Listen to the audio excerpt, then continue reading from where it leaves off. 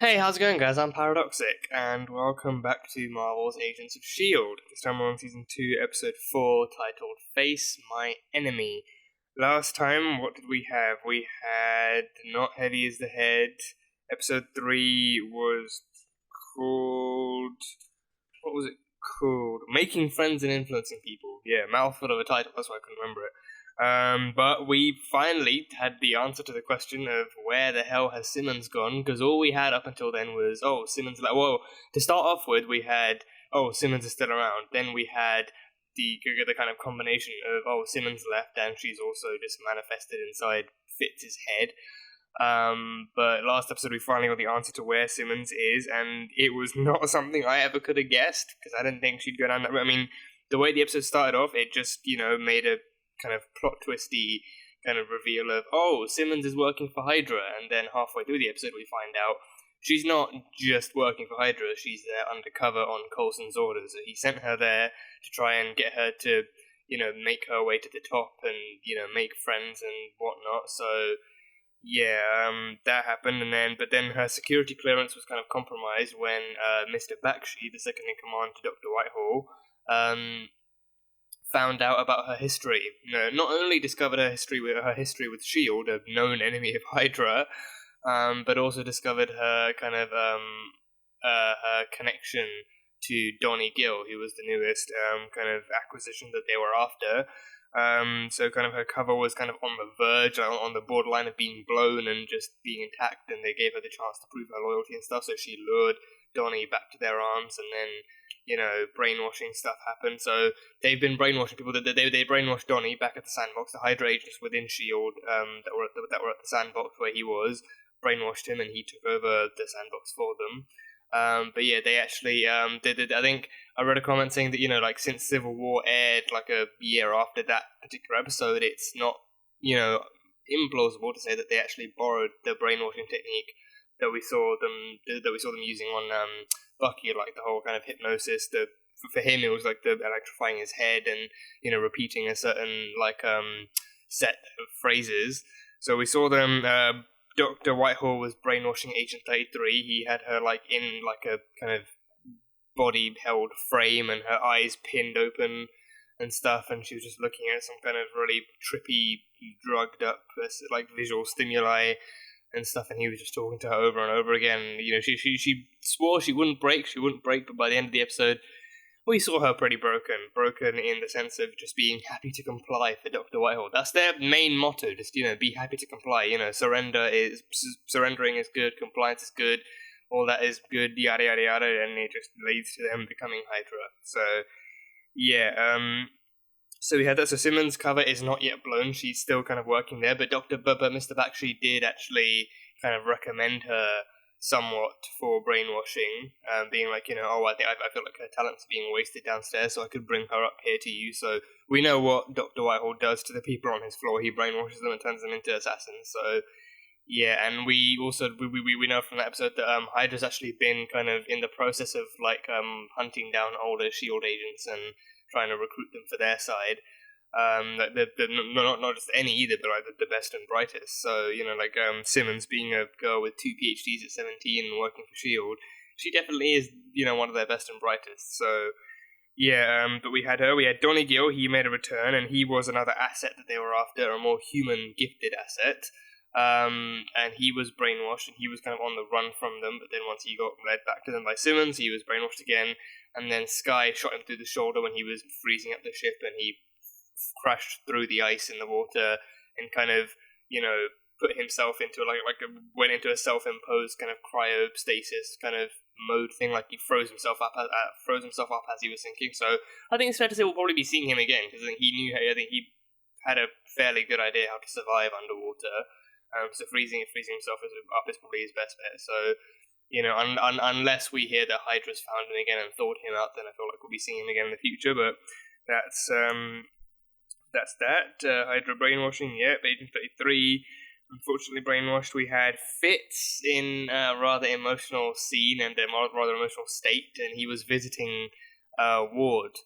Yeah, I think, and it was incredibly all the more surprising for Ward, because he hasn't, agreed to talk to anyone but Skye. He hasn't been, he hasn't been told that he's allowed to talk to anyone in the sky, so him seeing Fitz, the one he tried to kill, was definitely an emotional turning point for him, and Fitz kind of came to the conclusion that he is damaged because of what Ward did to him, but also kind of, directly, enforcing that kind of, accountability onto Ward as well, like taking away the oxygen in his cell and stuff, and, just, accusing him of damaging him, was like, him saying that, he should be out in the field helping them find Donnie and actually, doing what he used to be able to do, but now he can't because he's not the same Fitz anymore, he's damaged, and it's because of what Ward did to him, so definitely took a breath out of me, and he didn't even take away my oxygen, so yeah, that was that, and we had Phil actually, talking to him and telling him what was happening with Ward and what was happening with Simmons as well, so he's now come to the conclusion that, I think he's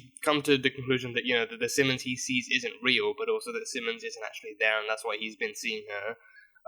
So he's been told that Simmons is working for Hydra undercover, but that's about it. So I think we did see in the last episode that he was getting along fairly well with Mac. Like it used to like when we started off the season, it used to be that when he had trouble coming up with words, it used to be Simmons in his head helping him come up with stuff, but now it's like he can say like half a sentence and then just get frozen for a few seconds, cycling through words in his own mind, and then and then we had Mac with him, cycling through words like hungry, scary, deadly, and then he'd be like, yeah, that one, no, go back one, go back two, okay, yeah, like that, they actually got along that way, and him and Mac, like Mac understands him, he knows he needs time, and he's patient with him, so it's good to see that kind of friendship bonding, so and just Mac just all the more Mac just seems like a genuinely cool guy, so it's fun to see.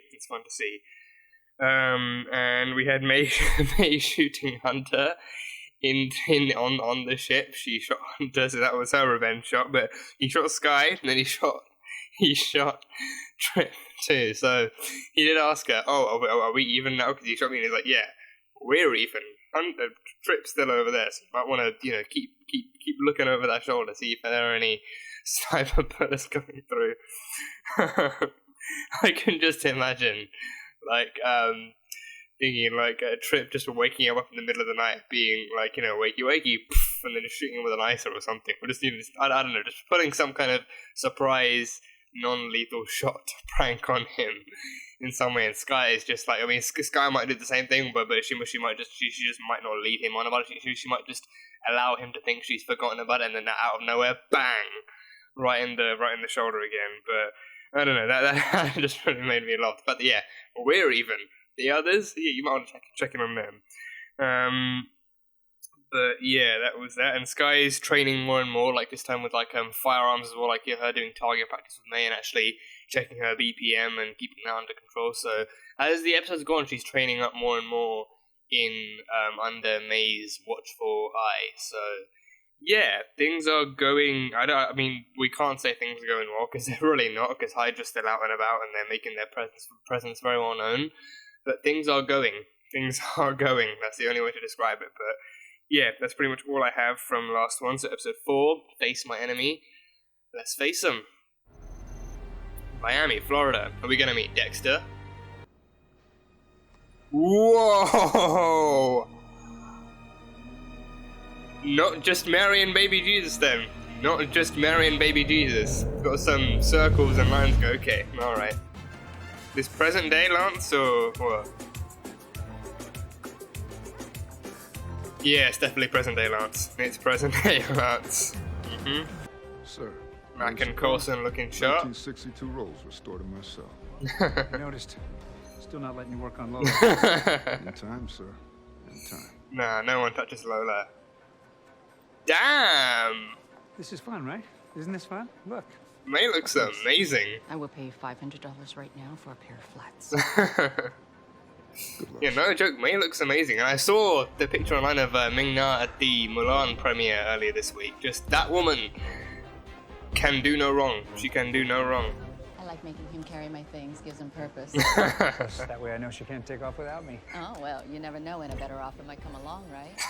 Yeah, they sound like a married couple, right? She whispered it in my ear, if you know what I mean. Yeah. Everybody on the planet knows what you mean. Right, so... Yeah, you're a ladies' tonight, man. so We get it. This thing. My face hurts. Oh, they're so cute together. Oh, hey, look at that. You still remember the steps? It's impressive. Oh yeah, the swivel dip. Hammer 3 o'clock. Yeah, they're definitely. This is some Mr. and Mrs. Smith style stuff. Sidearm. Yeah. Talbot. Oh shite. There goes our cover. Oh, the military man's here. Oh, hey there, General. Fancy meeting you here. Hey, yourself. Good to see you. I'm glad to hear that. So passive aggressive. Women just like me. Always have. Oh, I'm sure there are exceptions. Must I'm be a sure. magnetism thing, I guess. Pienso que es mejor dar que recibir. ¿No estás de acuerdo? Oh, yo estoy de acuerdo. Eres mi tipo de mujer. Oh god, multilingualism. Who could resist that? Who could resist Come that? here. Let's just scan those eyes. we go. There we go. Well, it Oh was just shite. Wasn't it Talbot. So, thank They're you so not much. doing Lovely anything party. suspicious. Leave them alone. We're blown. Guys, wait, you're about to hit. Laser grids. Oh Why sugar. is it always laser grids? Can May do backflips through them? You already know we're here. Oh, yeah. Yeah, that's true. Oh, what have we got to see May doing backflips through the lasers? Who's he chatting to? Hydra? Fascinating. They weren't any trouble. Oh, he's talking directly to Whitehall! No. I have a new plan. Talbot's conversing directly with Whitehall! You'll make up for all the dancing. You rocked it. No, I didn't. A little bit. A little bit. A little bit. Check in as soon as you know something. And if something goes wrong, Such Handle it. eloquent dips and swivels and turns. Think that's what drove away the ex-wife? See, now you're bringing it back up. And no, it didn't work out because interspecies relationships are hard. I was a human, whereas she was a demonic cobra. Oh my god. Don't say. Jenny thought he was about to say alien. Hey, at least you got away from your ex. I seem to remember an entire year where you had to pretend you liked quinoa. Yeah, that was a dark time. I love this team. I love this team to bits. I'm right here. Oh god, Talbot, you son of a... Come on, come on, you can take them both. Come on. That's it. Wait, what? Oh, is that Bakshi? That's Bakshi. Oh, they had the same face-changing thing from Winter Soldier. They had the face mask that Romanoff used. I guess the file wasn't overselling her. Why is she wearing May's dress? Acquiring bio data, what? Yeah. A voice modulating I have a thing? feeling there's a catch. Oh, are they gonna dress her up as May? Like, oh, face mask and all? Oh no!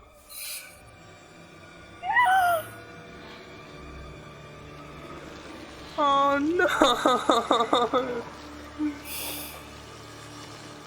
No, May, no flea! Oh god. You're not afraid to talk. You're afraid you'll have nothing to say. Just tell them what you're thinking. aren't you? Story of every introvert's life. That's worked out so well for me in the past. Or at least every socially anxious extrovert. And they didn't ask me because they don't care what I have to say. Fitz. Even Ward's more valuable than me. No, Fitz, no, He's no. perfectly able to speak in complete sentences. I don't know how we got the. May, we were just figuring out whether or not we Good. should. Coulson? That's not your Melinda, people. That's not your May. Oh god, what is that, like a virus or some shit? Is that a virus? Looks like a virus of some kind. Where are you based? Currently?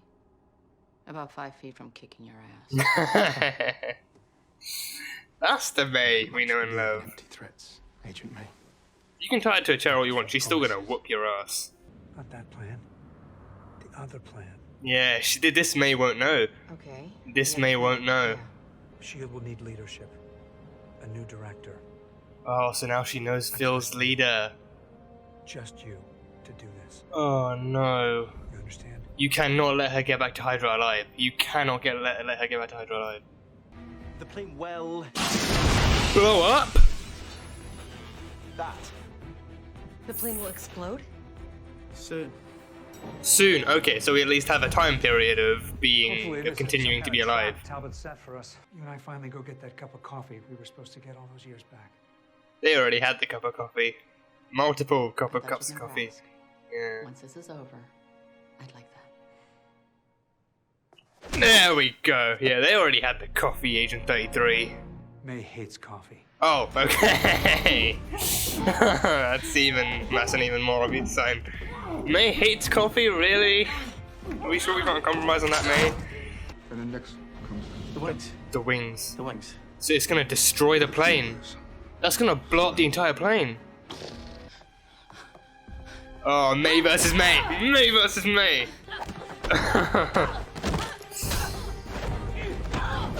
Ooh, okay. Oh yeah, different. Yeah. It's good that we can actually tell which May is May, so that we know which May to root for. Okay, cool. Yeah.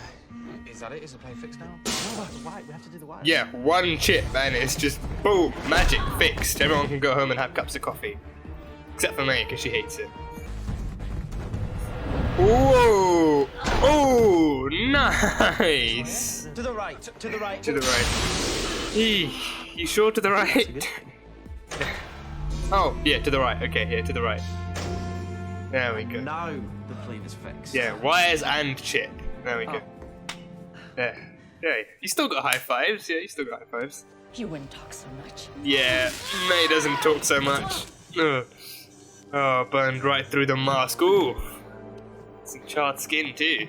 Ugh. We gotta go. Guys, drop everything. No, this is worth a fortune. I'm not going to drop it. Just put it down. No, actually, I should probably just... Fitz, this team wouldn't be here if it weren't for you. This is big. Yeah. Let me buy you a beer, mate. You're a part of the team, Fitz. Bond with them. They care about you. They're here for you. Yeah. Come on. I don't have an ex, but there was this girl that I like, and I told her how I felt, but she doesn't feel the same way as I do, so she left.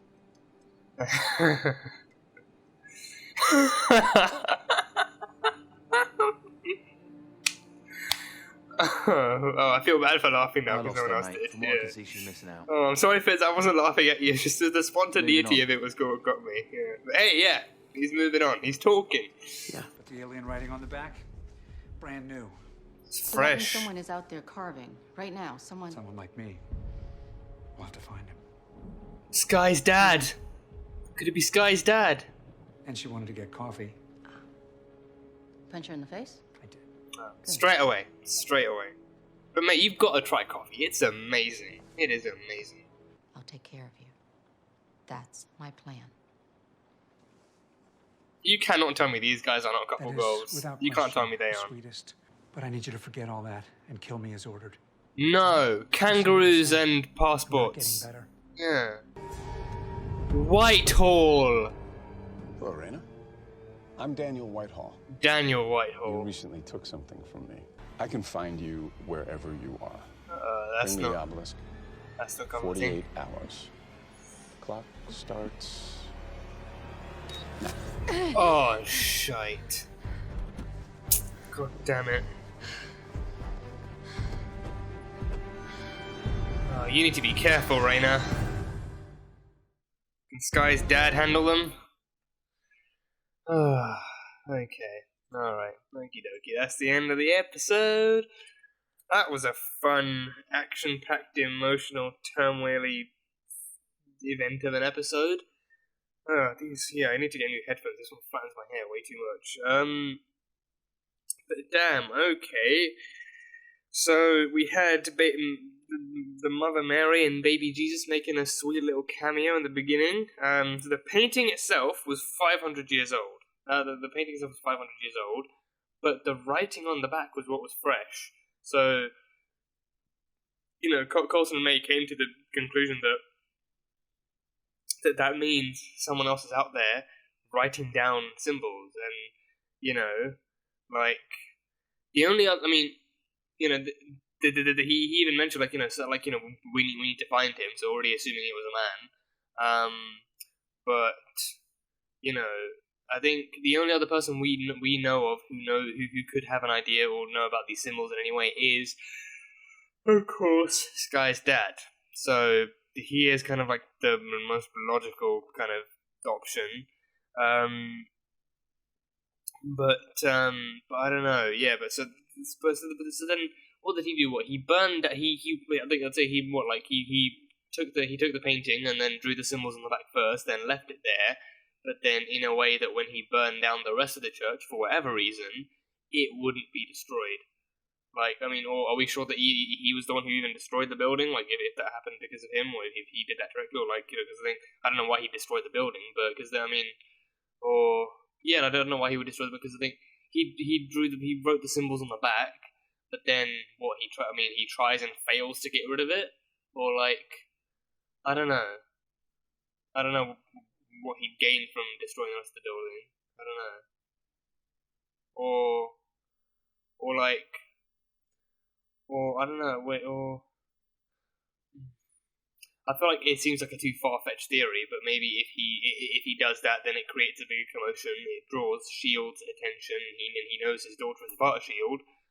So then they go after the painting too, and then Rain is able to catch onto their trail. So maybe she's hunting the painting, not specifically to find the painting, but to find Shield. So wherever the painting is, Shield will be after it, so then she can catch onto Sky. Like that was the mission she was given by her father, to bring him his daughter, and he would show both of them what more the obelisk can do.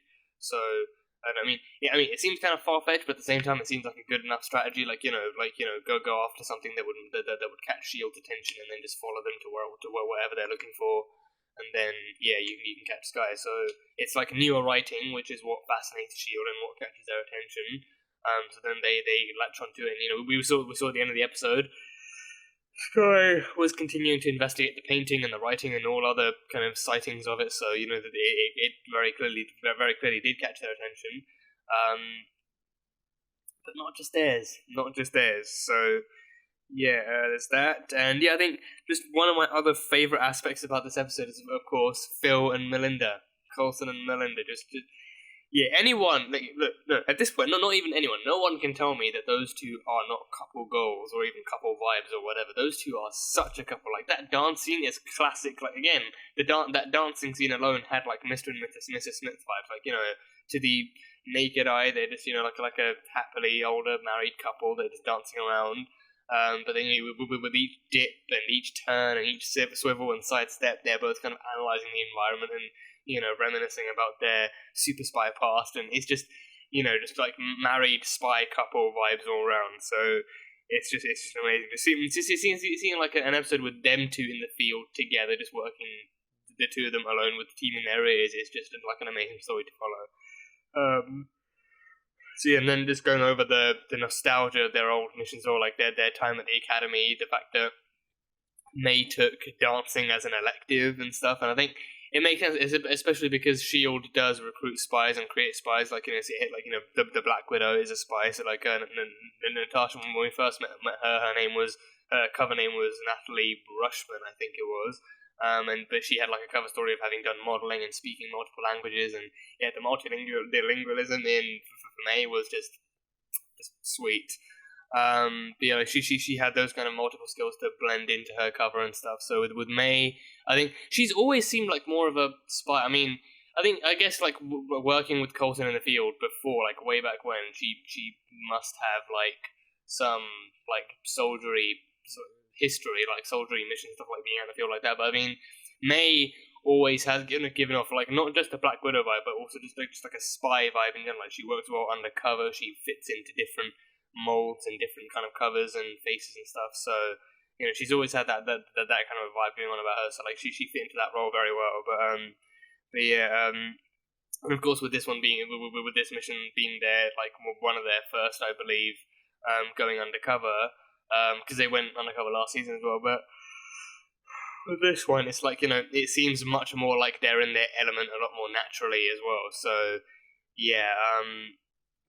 so they went as Heidi Martin and Charles Martin. So Charles Martin, I don't know why that name sounds familiar to me. I don't know. Like, I don't know if Charles Martin is a famous, like an actual living person. I don't know if it just sounds like a familiar name. But that was their cover. And then just like those scenes being powered and driven by like their kind of mixed combo of like actually being in the moment and actually focusing on the mission, but also kind of Coulson being Coulson and just reminiscing about the good old days, and Melinda just being annoyed and wanting to stop smiling at everyone, being like, my face hurts, I hate this, can we just get the painting and go home? But even when she's not trying, she has a beautiful smile. So Yeah, I'm just crushing on May super hard, so just tolerate me for a few minutes. But yeah, the nostalgia was really really great, and finding out May I think hates coffee. That was I don't know. I'm a coffee lover. So, I still love May regardless. But if she did love coffee as well, that would have been a plus. But who hates coffee? Who hates coffee?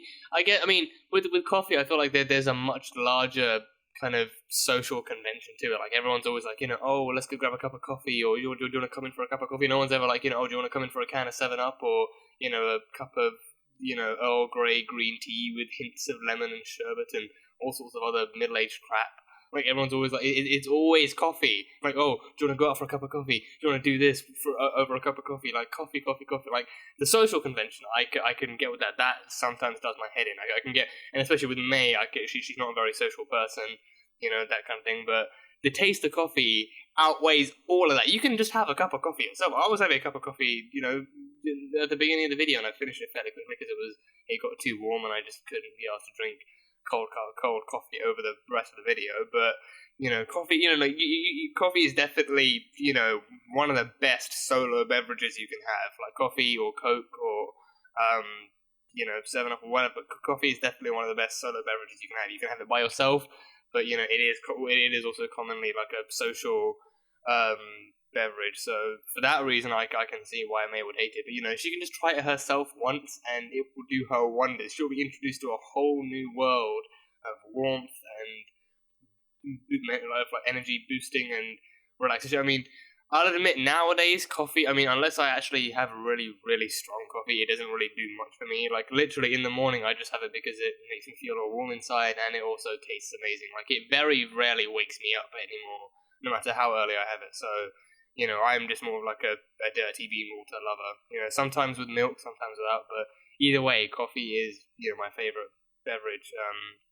So yeah, so just if she's open to it, just try it. Just even by herself, just try it, and and then she'll come to understand that yeah, sure, okay, I was wrong. Coffee itself isn't what it probably isn't what she hates.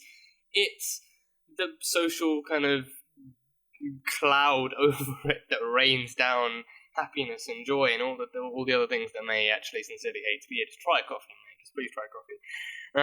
I'm surprised how ingrained that was in my thing. I even wrote that down. Like May hates coffee. That's a tell sign. Like that was her tell sign. Like Coulson could sense something was off, and he kept going forward with questions. And I figured once he started on the history between them, like the nostalgia, like the good old days and stuff, and then he said, maybe we can grab that cup of coffee we promised we'd get years ago. She's like, yeah, sure. Boom!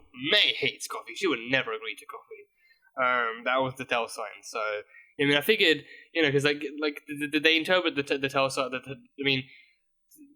Commonly, the way they interpreted the tell signs are always two different things. It's either something physical, like something they're wearing, or something they do. Because in some cases, I think I remember in I think it was Flash, maybe. I think when Cisco and Killer Frost went up against Black Siren, like Cisco, his evil doppelganger caught something with one of his other hands, but he got something with his other hand, so that was tell sign. So it's usually what they're wearing, or how they actually move, or what they think, like their memory. The face mask doesn't give them the memory, just the appearance. So that was her tell sign. So yeah, I figured as soon as the music just cut down, and then the Coulson's facial expression changed, he just looked away and he's like, bang! I figured that punch was coming in soon. So yeah, that was her tell sign. But yeah, and also good to see the Winter Soldier mask again. I cannot tell you, I cannot express enough how much I love that scene from the Winter Soldier when we actually see the Security Council agent just unleashing move after move of physical badassery and just taking down Hydra agents and stuff, and then it's revealed to be Natasha just unleashing her badass face as well. And just that scene, I can rewatch it any day. It's just so awesome to see, and now we see it being reused here. So yeah, I don't know who created that. Like if that was like a Fitzsimmons thing, or if that was something else. But the mousetrap was a Fitz thing, a Fitz design that Fury used. But the face mask, I don't know. But this one we actually see how it works further along as well. So we saw them taking like a blood sample, like a bio sample from her. I think maybe a picture or not, but mainly the blood sample and also the voice that he recorded from her as well. So the voice modulator was in the mask as well. So yeah, like seeing that come together, it was just really, really cool. So it's good to see that back again as well. So Agent 33 went undercover as that, and also and Talbot was never in this. Talbot was never in this episode from the beginning. He was never in this. So it was always Bakshi wearing Talbot's face mask. I don't know if they mentioned how that happened, because like they would have had to come into contact with him in the first place. But I don't know if they actually mentioned how they actually came across his bio data and all that crap. But they somehow did, and then Bakshi took on Talbot's face, and that actually made more sense to me towards the end. Like, it never being Talbot, because again, knowing Talbot, I think, what actually strung me along was the fact that, he pointed out that, we've been working well together these past few months, because Phil did originally make the deal, like, okay, we'll keep handing you all these criminals and all these gifted people that are causing trouble, and you can keep logging them up as your own achievements, and you can keep climbing that promotional ladder, but you give us some breathing room to do our own work. So that kind of deal is what they had. So him pointing out that they've been collaborating on that was what kind of strung me along. Like, okay, so he's actually acknowledging that. But then I guess I think May did make a good point of saying like he wants to work with us. Like that doesn't really sound like Talbot. That doesn't sound like Talbot at all. So it was never him. It was never Talbot. It was actually Bakshi all along. And yeah, so that made a lot more sense. And then when May actually punched him as well, like his face kind of lit up and glitched, and I was like, wait, that looks familiar. Oh wait, the face mask from the Winter Soldier that Romanoff was wearing. Yeah, that actually makes more sense. And I think and that also makes sense why he was talking to Whitehall. Like at first I was like, wait, Talbot's collaborating with Hydra, like. Is this some kind of plot twist? I mean, yeah, my initial reaction was like, wait, is this a plot twist? Like, after all this time, Talbot's allying himself with Hydra now? Like that, like thinking back, like, yeah, that was stupid of me thinking he would ever join them. Like, he blames S.H.I.E.L.D. for Hydra's infiltration, and now he's working with them? Come on, Para. You're smarter than that. Apparently not, but still, yeah. So Bakshi was the one working with Hydra all along, and as he has been, but he was the one talking to Whitehall. So we had that. So Bakshi was the one with the face mask and everything. What else? Fitz had a fun enough time with this. I think he had some trouble being with the team, because I think it's not just.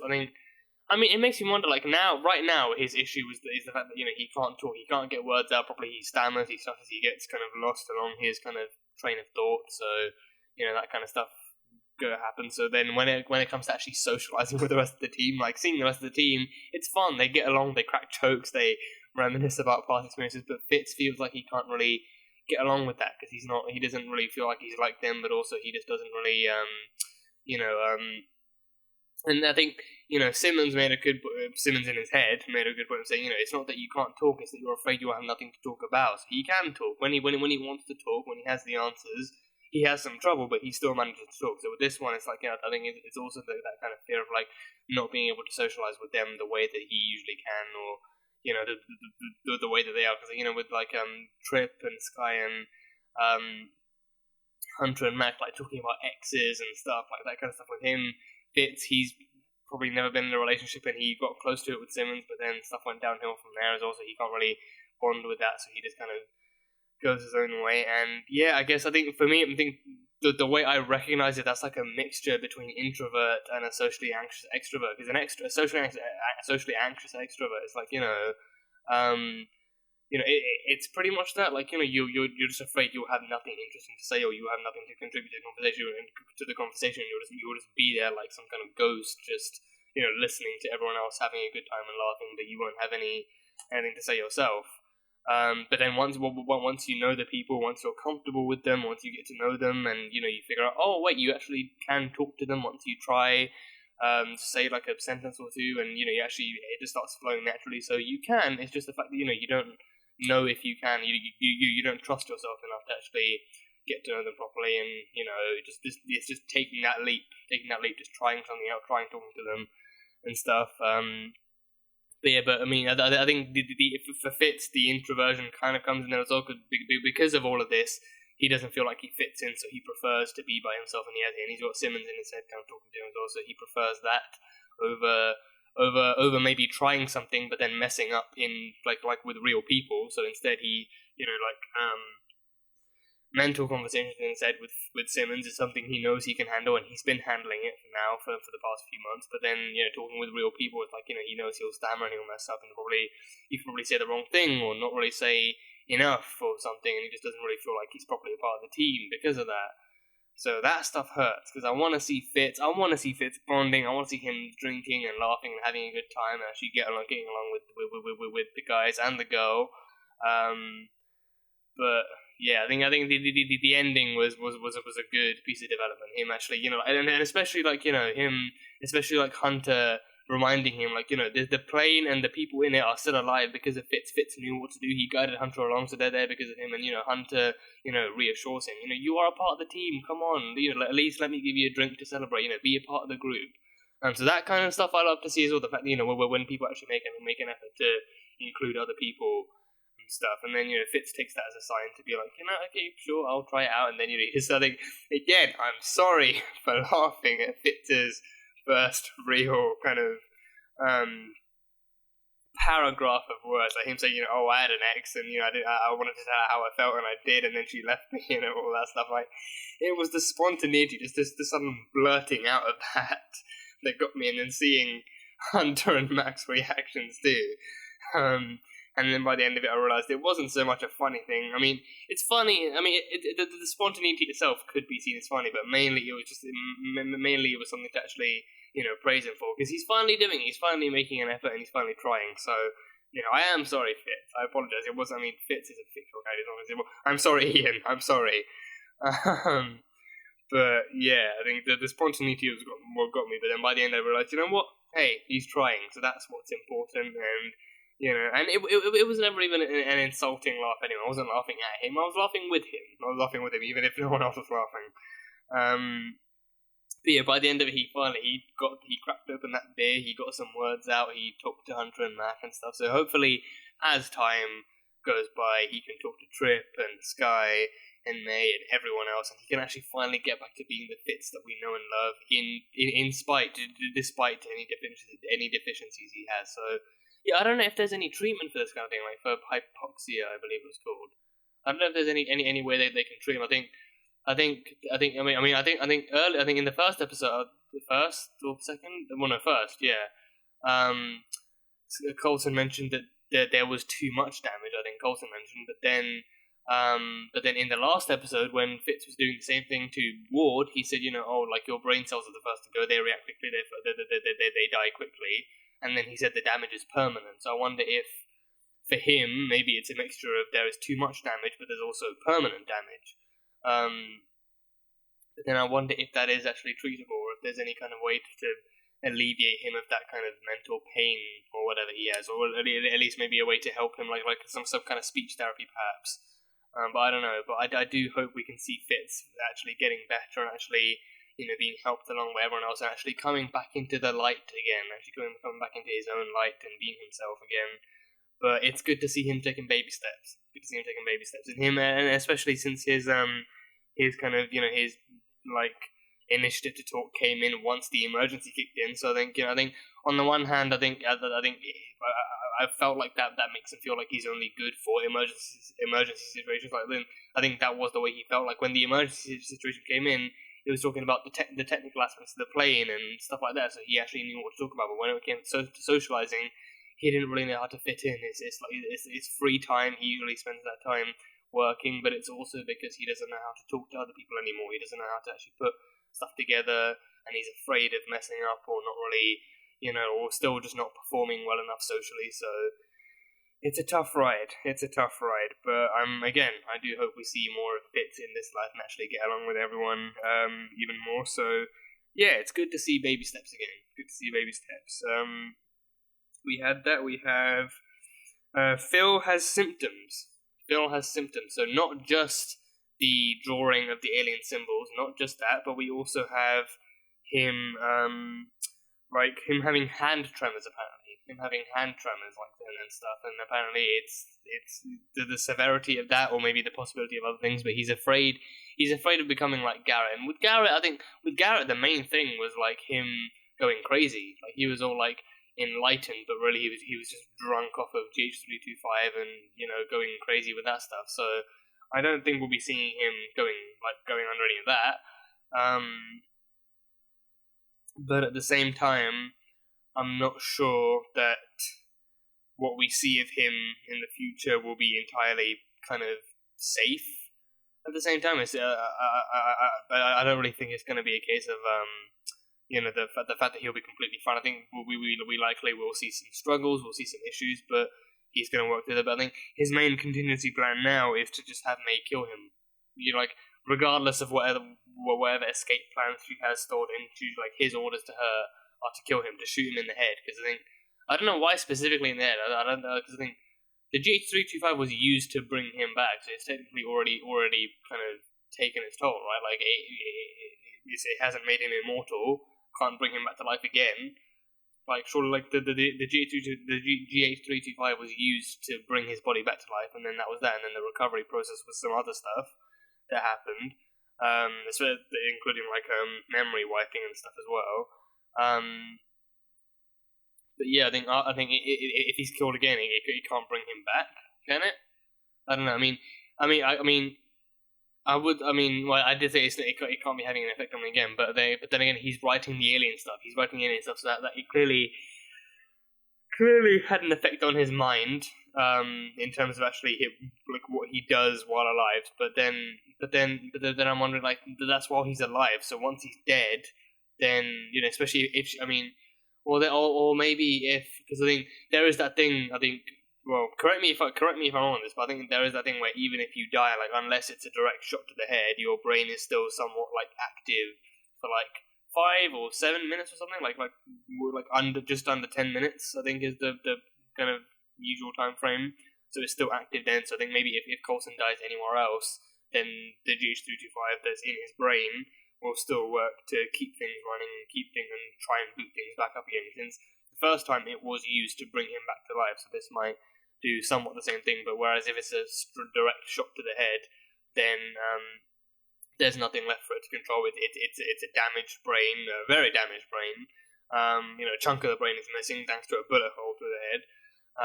So that kind of stuff kind of ensures that nothing else happens. But I don't think he's going to go the Garrett way.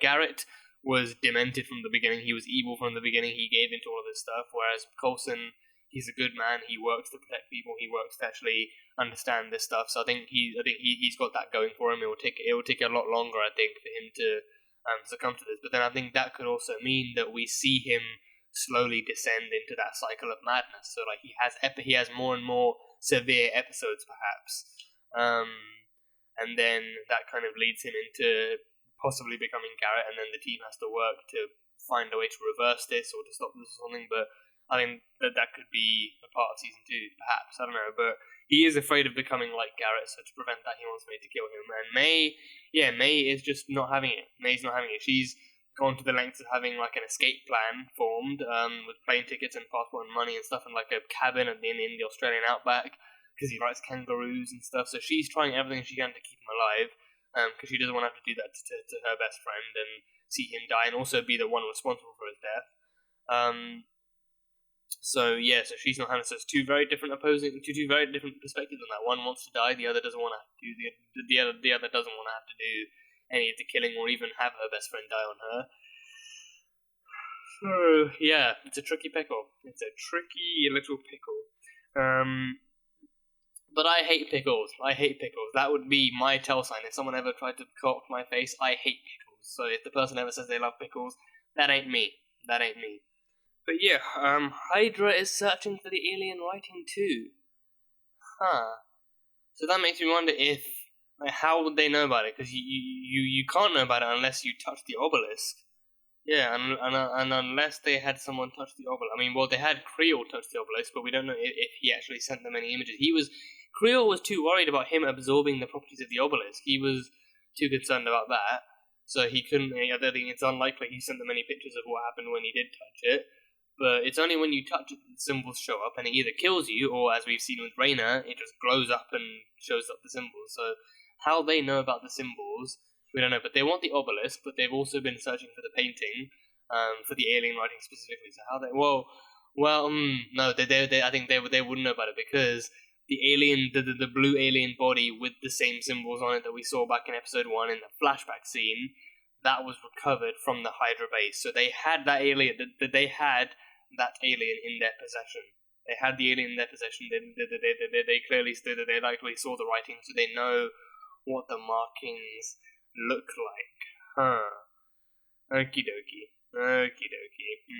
So that's but then why they're searching for it? So then the painting. Every piece of writing there is, like, so from Coulson's writing to Garrett's writing to the new painting writing, like, it must differ. It's unlikely that it's going to be the same exact writing and the same exact structure each time. It has to be something different, or else, like, all the episodes that Coulson has would only need to be documented once. Like, if May is documenting each and every one, then it's clearly because it's something different each time. So with this one, it's like, you put it together, it could be like one massive book or a map or a diagram or whatever. It all clearly equates to something, and if they can find a way to translate it, then they can, do whatever with it. But they're currently looking for the obelisk, and Whitehall met up with Reyna at the end and paralyzed her hand for a bit as well, and he gave her a maximum amount of 48 hours to find the obelisk and bring it to him, or else he probably kills her. He said they can find her wherever she is. So if she fails or if she resists, then they kill her. But then, I reckon she could go back to Sky's dad and be like, I didn't get the obelisk, but it's because some Nazi dude threatened my life. So I'm hoping you can help me, keep him off my case while I retrieve the obelisk for you and for you alone. So yeah, I'm intrigued to see more of Sky's dad. I'm intrigued to see more of Sky's dad. So see what his background's like, and I really want to see him meet Sky as well. And just to see what more of her history is and what her name actually is. Because right now all we have is Sky. I'm willing to bet that's not even her real name. Moving from foster home to foster home, especially, Sky has to be some kind of cover name for her. So the sooner we see Sky meeting her dad, the sooner we can get some beans on her history and where she really comes from, what she really is. So yeah, but Reyna has 48 hours to retrieve the frickin' obelisk. So whether or not she actually does retrieve it for Whitehall, or whether or not she actually goes back to Sky's dad and tells him, and he does something to keep them off her back, and while she retrieves it, we don't know yet. No. She already gave the obelisk. She already gave the obelisk to Sky's dad, right? Yeah, but she needs to get Sky to Sky's dad. Yeah, okay. So, or maybe she could go to Shield. She could go to Shield, be like, you help keep. She could go to Shield. She could go to Shield. She could tell them, you help keep Hydra and Whitehall off my case, and I will take Sky to see her dad. That is a bargain. That is a bargain bucket of a deal right there. Shield helps keep Hydra off of Reyna's back, and she takes Sky to see her dad, and then he spills on the beans on history, and also shows them more and more secrets of the obelisk and all that jazz. So yeah, that sounds like more of a plan. So she finds a way to contact Shield and tells them, Hydra's after me, so I need your help with them, but I can also take Sky to see her dad. So, yeah, okay, that's good. One thing I'm worried about, though, is if Agent 33 is still alive, because we saw her, but she isn't dead, I don't think. I don't know, because the electric thingy that May shoved into her face, it burnt through the mask, right through the mask, and charred up her skin, but I think maybe it just knocked her out. So then she then has the information. She then has information that Coulson is Ritter, because Coulson, thinking that May was May, and thinking that Agent 33 was May, told her, I want you to be the new director and take over my leadership. So then, she could tell from that sentence, Coulson is the director of S.H.I.E.L.D. So if she gets back to Whitehall with that info, he would then know exactly who his competition is. Coulson is the director of the new S.H.I.E.L.D. So that's exactly who they're dealing with. So they need to take Agent 33 out. I say that, but I think it's just, you know, they're going to go ahead with that reveal to Whitehall anyway, and it's going to create even more emotional turmoil of them hunting down the team directly and specifically. So, yeah, I don't know, but yeah, Rayna contacts S.H.I.E.L.D., tells them to keep Hydra off her hoo-ha, and then gets Sky back to her papa, and then information is swapped over, and Secrets of the Obelisk are opened up like a magical Pandora's box, and we get some more story. We get more story, basically. But yeah, that's that, and yeah, is there anything else? I think that's all I've written down. So I think that's basically everything. Yeah. So Daniel Whitehall, that's his name. So he's swapped. I mean, he had an obviously German name way back when, but now that he's kind of, you know, moved on to becoming an American and moved throughout the. I mean, how he's not even age today. That I don't even mean that in a complimentary way. The only way I could mean that sentence in a complimentary way is talking about Melinda May or Ming Na Wen. But Daniel Whitehall, I don't know how the hell that bastard's managed to not age a day while he's been alive. So, you know, he has clearly got some ancient Hydra Nazism stuff going on that keeps him young and somewhat grey. But yeah, but he's his name is Daniel. I forgot his last name. Whitehall. Daniel Whitehall. Daniel Whitehall.